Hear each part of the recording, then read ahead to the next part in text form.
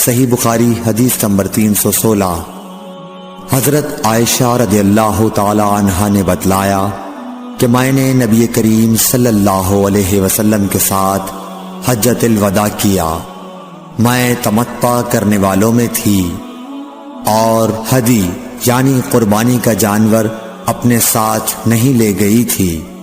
حضرت عائشہ رضی اللہ تعالی عنہا نے اپنے متعلق بتایا کہ پھر وہ حائضہ ہو گئیں اور عرفہ کی رات آ گئی اور ابھی تک وہ پاک نہیں ہوئی تھیں، اس لیے انہوں نے رسول اللہ صلی اللہ علیہ وسلم سے کہا کہ حضور آج عرفہ کی رات ہے اور میں عمرے کی نیت کر چکی تھی۔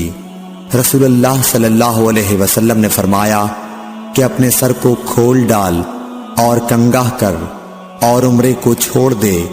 میں نے ایسا ہی کیا، پھر میں نے حج پورا کر لیا اور لیلۃ الحصبہ میں عبد الرحمن بن ابو بکر کو حضور صلی اللہ علیہ وسلم نے حکم دیا، وہ مجھے اس عمرے کے بدلے میں جس کی نیت میں نے کی تھی تنعیم سے دوسرا عمرہ کرا لائے۔ صحیح بخاری